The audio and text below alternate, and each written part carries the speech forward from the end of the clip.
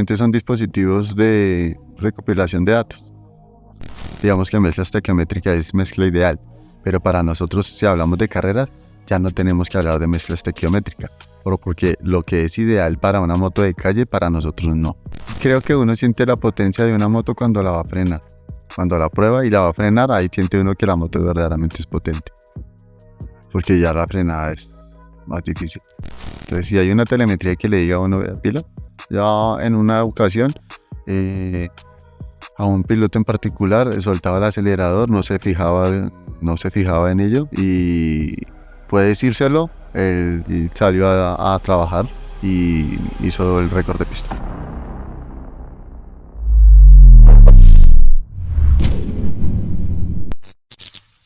Damos bienvenida al señor Oscar Mauricio Pardo. Muchas gracias. A un episodio más de nuestro podcast. Este es un episodio especial, pretemporada MotoGP Colombia, en el que queremos hablar un poco de telemetría, datos, herramientas especializadas como el dinamómetro y estas cosas de gente excéntrica como él. Sí, cada quien busca cómo guiar sus recursos y su tiempo en sus hobbies, entonces nos va a enseñar gráficos de telemetría. Si hay pilotos amateur que no tengan conocimiento de cómo leer un gráfico de una telemetría, pues este es el espacio que nosotros brindamos a ustedes para que puedan aprender a leer este tipo de información y los dispositivos que se utilizan para poder hacer este tipo de mediciones. También quiero agregar a eso que no es necesario, y esto no es publicidad paga ni nada por el estilo, pero el piloto no tiene que comprarla. Y supongo que otras personas tendrán un servicio de alquiler al respecto de estos dispositivos, ¿o me equivoco? Pues yo en algunas ocasiones los alquilo así. Ok, entonces para aclarar esto, para que los pilotos sean más competitivos, también quiero que aclaremos el tema de la diferencia que nos dan estos dispositivos con respecto al que ponen en carreras. ¿Cómo se llama? El transponder. Exacto. Entonces vamos a aclarar ese montón de dudas. Podemos dar una gran bienvenida, de verdad, Oscar. ¿Cómo le fue este fin de semana en sus carreras? Pues fui y volví, esto ya es un avance. Bien. Sí, todo muy bien. ¿Cómo ve esa B1 con esa reducción de peso tan increíble que hizo? Que se está complicando la frenada. Mucha potencia. Se está complicando, no digo que mucha potencia, pero la frenada está complicada. Ya. Creo que uno siente la potencia de una moto cuando la va a frenar. Cuando la prueba y la va a frenar, ahí siente uno que la moto verdaderamente es potente. Porque ya la frenada es más difícil.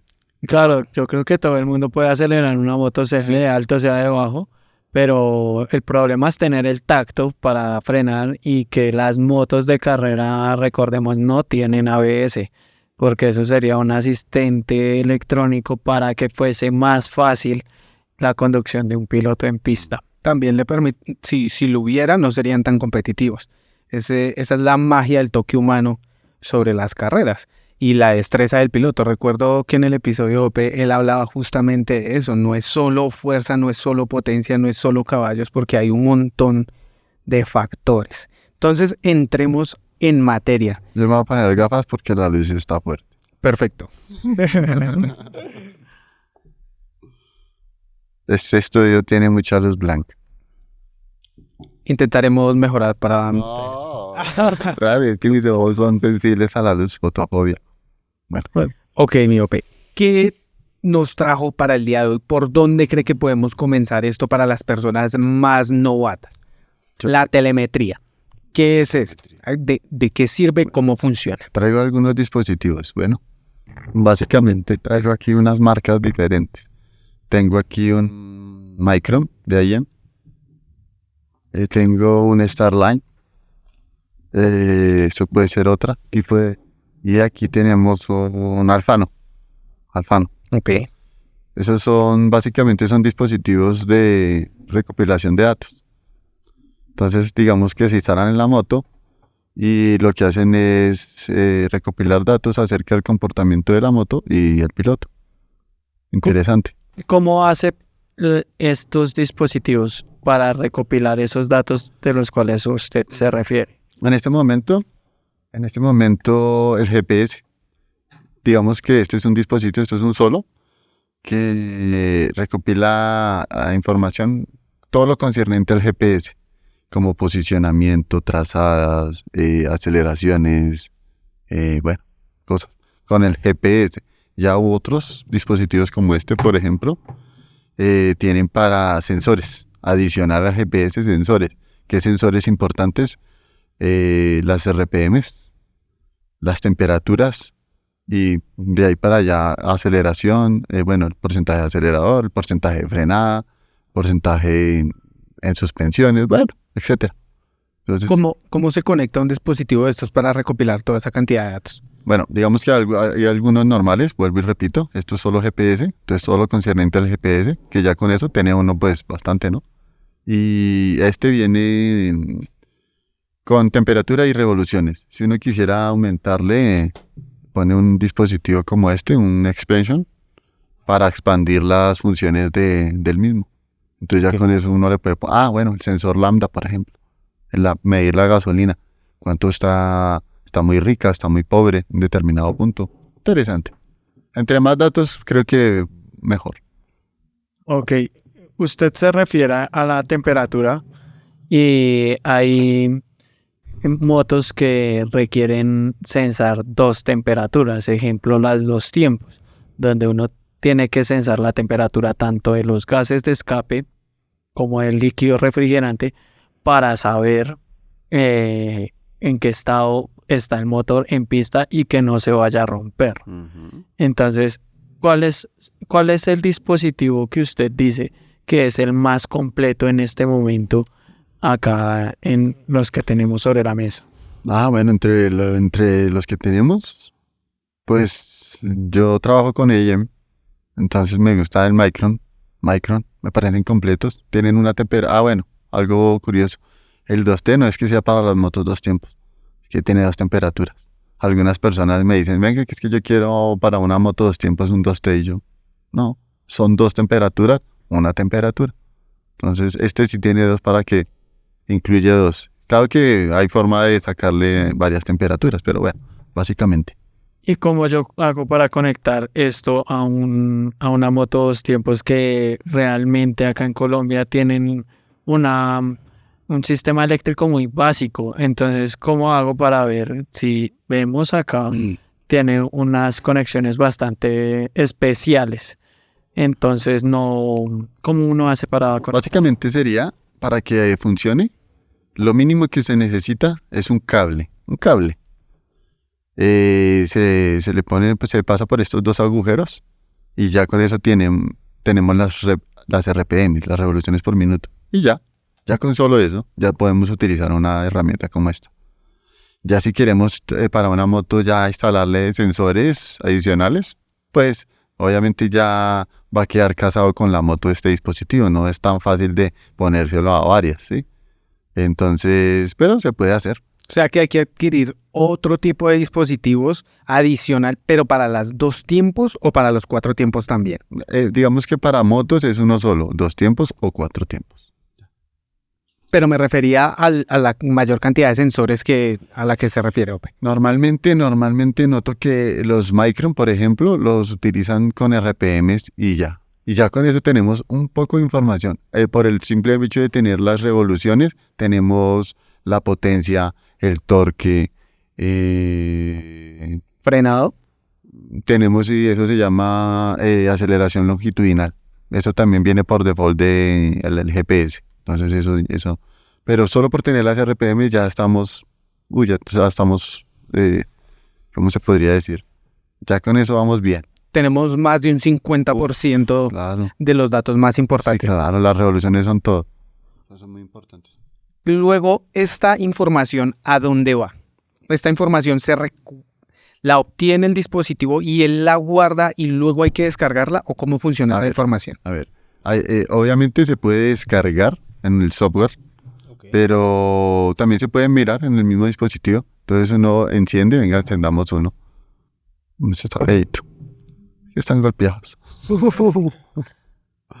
uno la gráfica ahí mismo.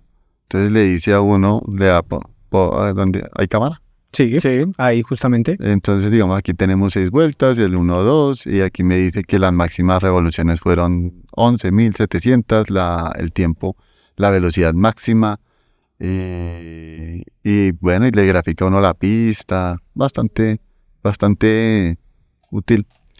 3 vueltas. Entonces ya con esto ya tenemos uno.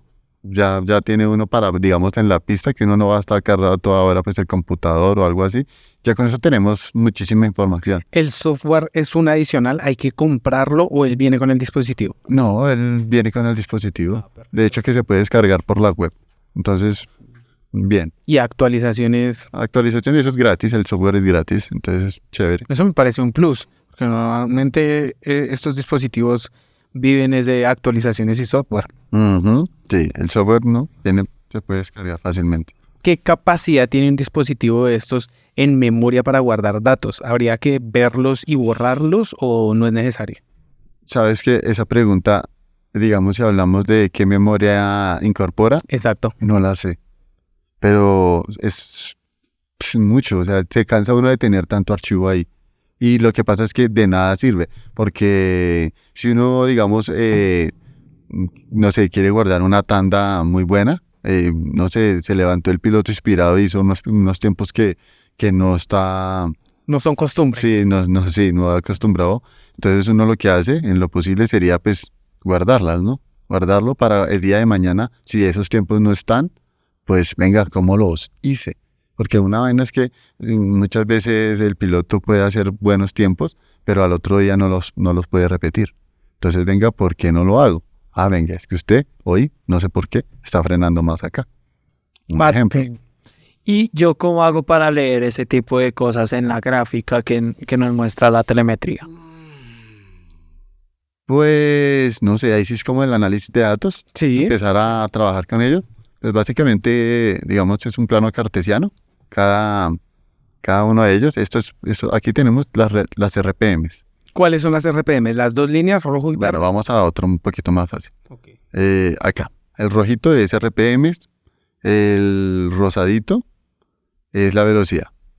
En esta telemetría incluimos el porcentaje de acelerador, la presión del aceite, la temperatura. Bueno, las RPMs me dicen que las RPMs máximas son 11.600 y en determinado punto. Entonces acá, venga, bueno, lo cierto es que básicamente sí. Entonces aquí, digamos, es un plano cartesiano que sería distancia por velocidad.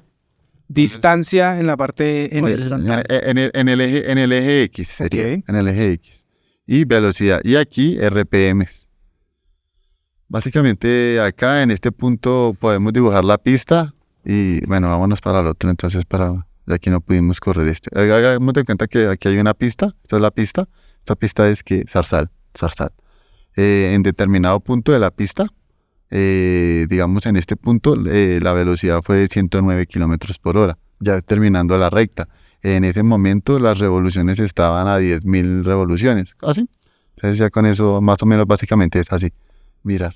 Perfecto. Me parece un dato importante que desconocía de hecho y es la presión del aceite. ¿Qué tan fundamental es? O sea, para una persona que no conoce el tema muy bien y está aprendiendo, ¿qué tan fundamental es la presión del aceite y por qué lo controla este dispositivo? Pues digamos que lo logra controlar, no todo el mundo lo adiciona, pues, pero pues la presión del aceite pues es indispensable. Porque podríamos salvar el motor de una lesión, de una ruptura. En la gráfica, ¿cómo se vería una falla en presión de aceite? Bajaría y eso ya sería una alarma. Sí, digamos porque sabemos que nuestra referencia, digamos que si hablamos de datos, todo es una referencia. ¿Sí? Wow, okay. Entonces, digamos, vamos a ir a la pista del autódromo de Tocancipá en una NS. Voy a poner un ejemplo. Sí. Entonces, la referencia de velocidad es de 135 kilómetros por hora. Entonces, si estamos en 134, estamos más o menos sobre nuestra referencia. Bueno, si estamos en 128 kilómetros por hora, pues estamos lejitos, ¿no? Pero también podríamos analizar el por qué vamos a 128, si la referencia es 135. Seguramente estamos encarando la recta con tiempo perdido. Estamos perdiendo por ahí 6 kilómetros allá, entonces los vamos a sacrificar al final de la recta. Algo así. Es básicamente. Si hablamos de referencias en una moto que es carburada, ¿cómo se preparan dependiendo el clima, hablando de Tocancipá? Un día en el que sea un clima más frío en comparación a un clima más cálido. ¿Cómo podría hacerse esa proyección? Claro, porque depende, ¿no? Vuelvo y digo. Si tenemos, le incluimos a la telemetría un sensor LSU, un lambda, o sea, mide el combustible, la FR, la relación del aire y el combustible. Con eso podríamos determinar cómo está la moto del combustible, cuánto está consumiendo. No la cantidad de galones, por ejemplo, sino está rica o está pobre. Venga, el clima cambió y la moto se empobreció, se enriqueció. Para poner en contexto a la audiencia, es rica. ¿En qué referencia nos indicamos? Combustible. Mucho combustible con respecto al aire que tenemos. Es decir, la mezcla estequiométrica, que la mezcla estequiométrica es como el estándar de mezcla aire-combustible que tiene que tener un motor de combustión interna, sería 14.1 gramos de aire por 1 de combustible. Entonces, rica sería por debajo de esos 14 gramos de aire por ese gramo de combustible, es decir, 12 gramos de aire. Eso es rico. Y pobre sería 17 gramos de aire por 1 de combustible. Para que sea, digamos, un poco más entendible, pobre economía, rica... exceso de combustible. Exceso de combustible, ya, listo. Perfecto. Y ya los números, sí, obviamente, si uno ya tiene que empezar a mirar, digamos que mezcla estequiométrica es mezcla ideal, pero para nosotros, si hablamos de carreras, ya no tenemos que hablar de mezcla estequiométrica, porque lo que es ideal para una moto de calle, para nosotros no. Sí, porque ahí no tenemos potencia. Creo que está en motores nafta, está en 14.7 de aire por una de combustible. Eso para una estequiometría. O sea, ideal. Pero nosotros podríamos buscar otro número, dependiendo de la moto, ¿no? A todas no les gusta el mismo combustible, a todas no les gusta la misma temperatura, por ejemplo. Las motos entregan potencia algunas en 85, otras en 95. Bueno, eso se hace, bueno, esas pruebas las he hecho en el Dino. Yo hago una pregunta y es la sonda lambda. Porque sé que se habla de estilos dependiendo de la persona que reprograme esta computadora, ¿por qué la eliminan? Esa pregunta sí es buena. La pregunta es muy buena. Lo que pasa es que la sonda lambda fue creada para la contaminación, para las normativas. Entonces comencemos por ahí. Expliquemos cómo funciona este sensor. Esto es una sonda lambda, ustedes la pueden encontrar en sus motos full injection, en la parte del escape del exhausto. En los dos tiempos, no sé si en los modernos haya. Sí, se puede incluir en un dos tiempos, se puede incluir, claro. Ese dato es fundamental. Uy, la verdad, sí. Ok, entonces comencemos. ¿Por qué? ¿Qué función tiene esto en una moto de calle? Voy a dar una explicación sencilla. Perfecto. ¿Sí? Lo que pasa es que digamos que aunque esta sonda lambda parezca la misma que tenemos en la moto, no es igual. Porque esto es una sonda lambda, esto es un wideband, sí. Y el otro es un narrowband, o sea, una banda corta para las motos electrónicas normalmente. Y este es un wideband, es una banda ancha. Bueno, es un poco diferente ahí, digamos, en su funcionalidad. Pero básicamente las eliminan es porque normalmente cuando está en bucle cerrado, o sea, llega un momento determinado en que empieza a trabajar la lambda, lo que hace es tratar de empobrecerla, dejarla sobre la estequiometría que hablábamos, 14.7, para que pasen todas las normativas. Pero cuando estamos hablando de potencia, esos 14.7, aunque es estequiometría, o sea, es ideal, para nosotros ya no. Entonces, esa información, yo puedo hacer dos cosas con la información de la computadora original. O le digo a la lambda, venga, por favor, no siga con nosotros. Gracias. No me llames, nosotros te llamamos. No sigas con nosotros, por favor. No nos interesa que nos dé una mezcla estequiométrica. O hay una segunda opción, es decirle a la lambda, ahora no quiero que trabaje sobre 14.7. Cuando le dé por trabajar, hágame el favor y trabaje bajo un 13.8. Voy a poner un ejemplo. Y esas también serían dos formas. Uno, eliminarla y otras ponerla a trabajar dependiendo de la moto, ¿no? Que se pueda. En la reprogramación, obviamente, ¿no? Eso ya se hace con la reprogramación de la computadora original. Entonces, ahí es cuando se habla de estilos. Dependiendo el preparador mecánico decide qué le beneficia a la moto. Exacto. Y si hablamos de esta sonda en este dispositivo, ella lo que va a hacer es simplemente analizarnos cómo está esa mezcla, ese AFR. Y nos la va a reportar, me va a decir, mire, cuando usted estaba por allá subiendo a Siberia, por allá en la curva 3, bueno, el combustible estaba muy rico, acá estaba bien, y uno ya toma sus decisiones. De hacer algo. Eso es algo que muchas personas desconocen y es que uno piensa que en una sola pista la moto va a estar igual. Y resulta que las condiciones cambian en cada curva. Sí, digamos ahí en nuestra pista más larga, en el autódromo, por ahí en Siberia es húmedo. Hay mayor humedad. Entonces allá las motos, y los pilotos lo dicen, uy, por allá se me ahoga la moto, por ejemplo. Pero pues sería bueno tener un número de si se ahoga, qué número tiene la mezcla. Bueno, todo es como números, ¿no? Sí, uno cuantifica como tal la información para determinar también esa respuesta que uno necesita, esa solución que necesita a determinado problema. En las gráficas que usted nos mostraba, en la primera estaba nada más una línea. Ahora en esta gráfica tenemos dos líneas, una roja y una negra y una verde. ¿Eso qué nos indica? Estoy haciendo una comparativa.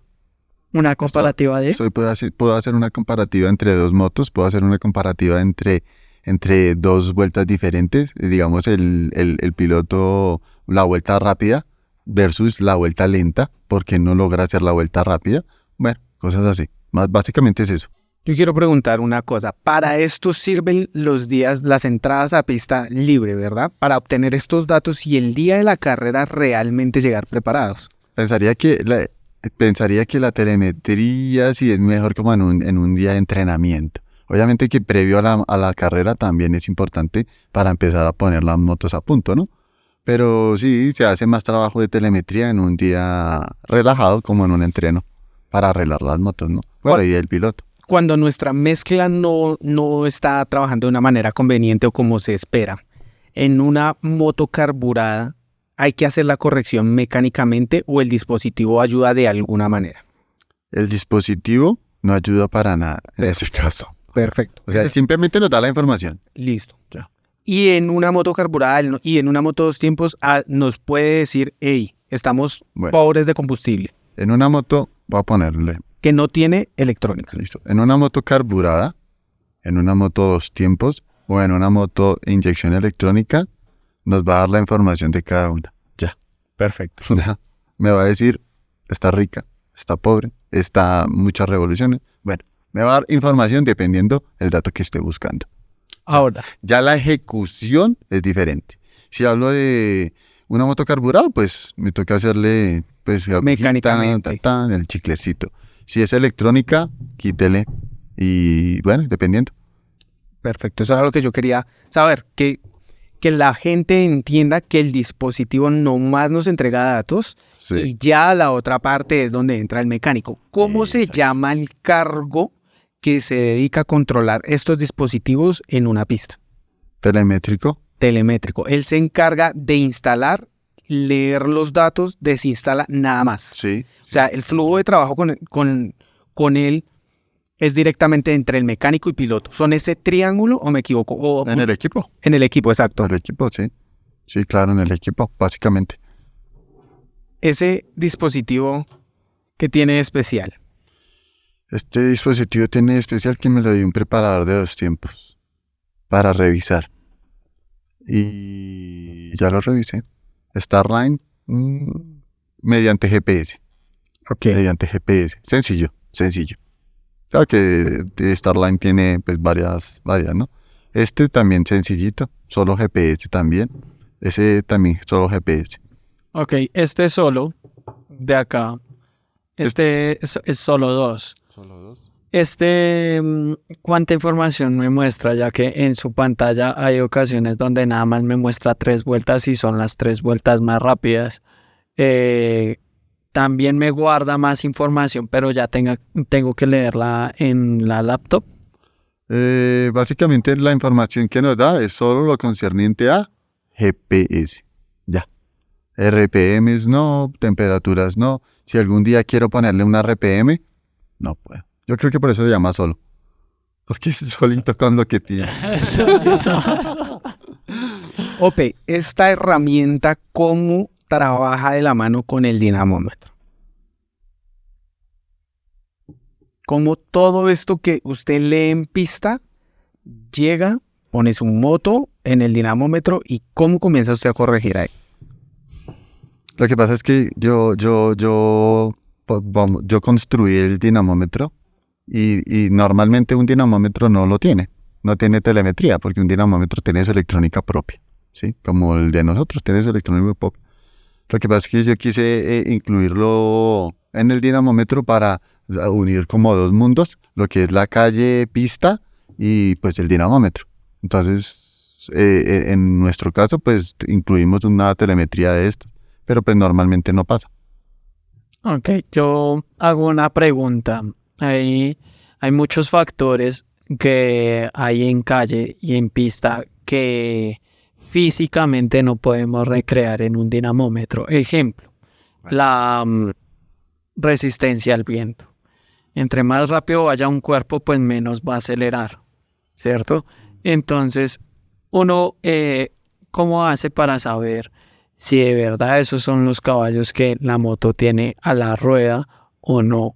Y ejemplo, hay dinamómetros que, entre comillas, dicen, te marca tal velocidad final. Voy a hablar del que tenemos, ¿no? Porque eso fue una de las cosas en las cuales quise enfatizar. Y es que es una teoría, si se cumple que con determinada relación de transmisión a determinadas revoluciones y en sexta marcha, la última marcha, a ver, si en la última marcha llega a 10.000 revoluciones, la velocidad teórica es tal.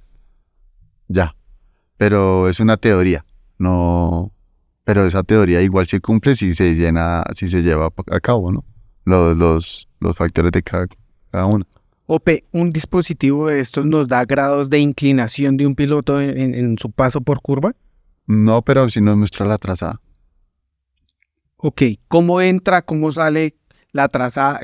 Prácticamente muestra un gráfico de la curva. Sí, claro, si está cogiendo la curva muy por fuera, por ejemplo, está la curva. Entonces está muy cerrado, está muy abierto. Tenemos un gráfico de estos en el momento para que nos pueda... Sí, señor. Ya, momento. A ver.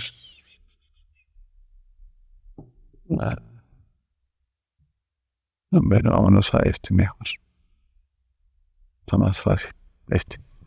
Ok, Autódromo de Tocancipá. Eso es una trazada, no estoy haciendo un verso, es la trazada. Listo. Si pongo otra, de pronto la trazada va a salir por acá. Voy a poner otra. Cambiamos el color. Y nos vamos nuevamente. Allá tenemos dos trazadas diferentes. La roja y la verde.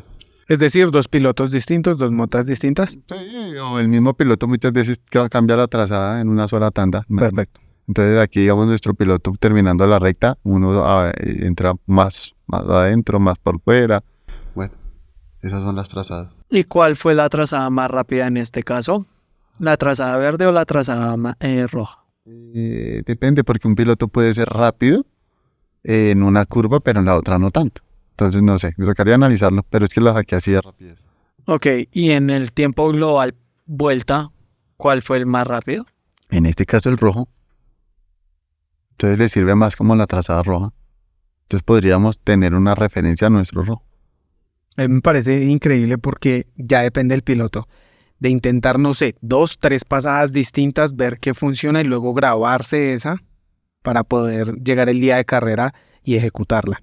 Sí, atacar la curva como se atacó en el entreno de la manera rápida. Impresionante. Y empezar a saber puntos de referencia de la pista donde uno puede empezar a abrir gas, donde cierra gas, donde oprime el freno, donde lo mantiene oprimido. infinidad de cosas Sí, que un piloto puede hacer en pista. hay pilotos que cometen errores y no se dan cuenta, como por ejemplo soltar el acelerador. No se dan cuenta que lo están soltando. Y pues obviamente los datos sí no lo dicen. Y es importante porque uno comete el error de soltar el acelerador, pero no se está dando cuenta. Entonces, si hay una telemetría que le diga a uno, vea, pila, ya en una ocasión, a un piloto en particular soltaba el acelerador, no se fijaba en ello y fue decírselo, él y salió a trabajar y hizo el récord de pista. Impresionante lo que son los datos. Sí, solo sí lo que son los datos, la verdad. Porque puedes bloquear una persona frustrada. Sí, ¿Qué pasa? Que por más que es algo, lo hablaban los pilotos acá. O sea, uno va y uno cree que entró más rápido y de hecho cuando ve, no, fui más lento. ¿Pero qué pasa? ¿Qué tengo que hacer? Son esos pequeños datos. Y también el mecánico, la precisión que tiene que haber en ese acelerador para que realmente cuando esta persona mueva el grip haya de verdad una transferencia de potencia.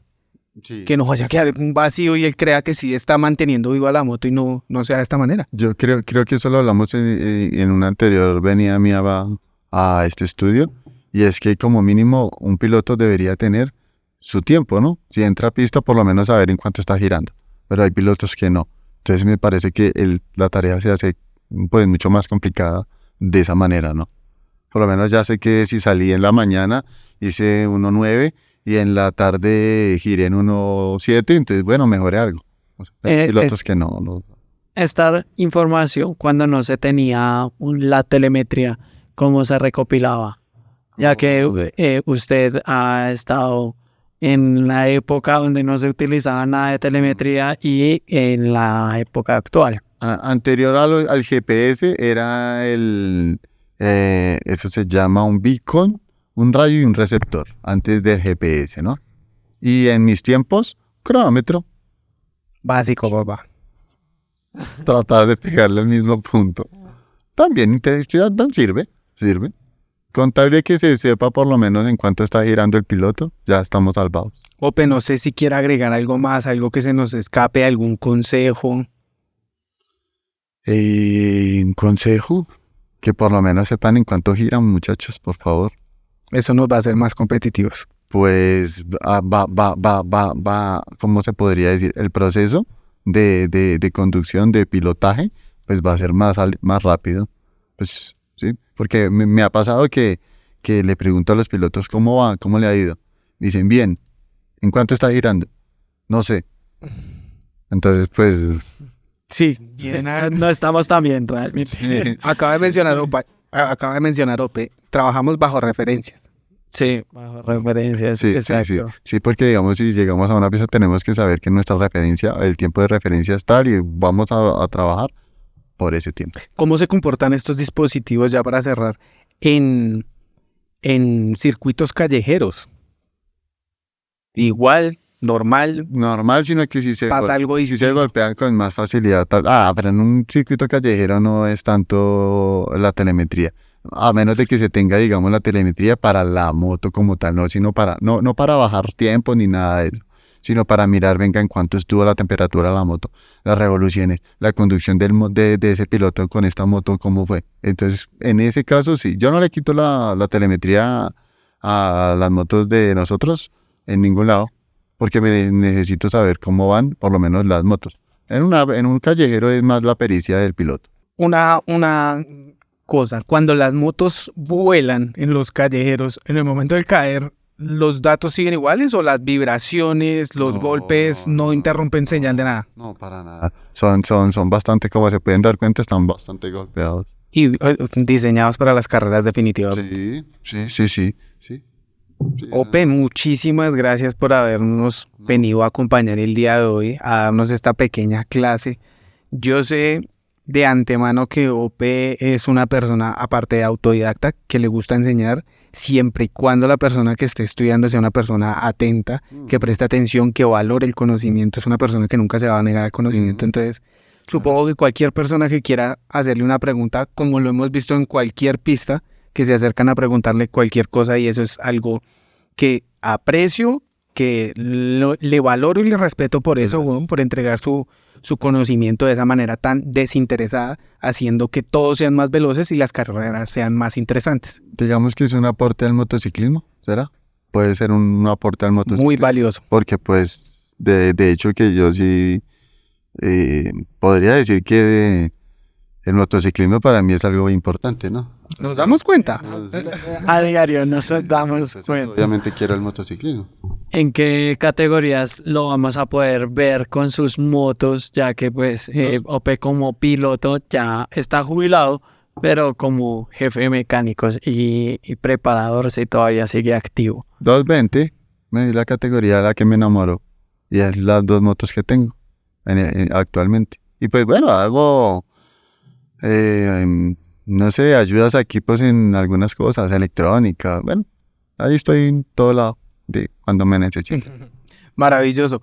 Un resumen pequeño de cómo vivan Mico y Andrés en el Juan Pablo Montoya.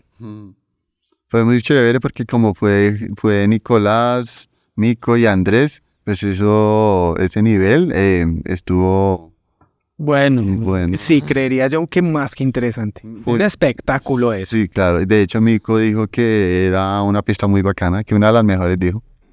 Y que había montado demasiado, que había dado muchas vueltas, más de 120 vueltas, dijo. Increíble. Entonces, súper. Les fue muy bien a todos, ojalá haya podido Chévere, disfrutar ese porque, día. claro, porque ya todo el mundo, no sé, se anima más. Y ya las referencias se ponen más difíciles cada vez. Quedaron los tiempos en 57, creo. uf, y los tiempos del año pasado yo los veía en 59. 59. Y Mico, ¿qué dijo de la B1? Porque yo por ahí lo vi dando par vueltas en la B1. Que se queda con la Factory, creo. Pero le fue increíble entrando a curva, intentando cazar a Nicolás Duque, luego de pasar por los rezagados, buscándose los espacios entre un montón de pilotos. Para mí fue increíble. No, bueno, súper. Estuvo muy interesante. No, Señor vamos. Oscar Mauricio, muchísimas gracias por haber venido. Muy amables. Muchas gracias, Oscar. Esperemos podamos celebrar un título en este GP Colombia con esas 220 preparadísimas. Sería excelente. Muchas gracias.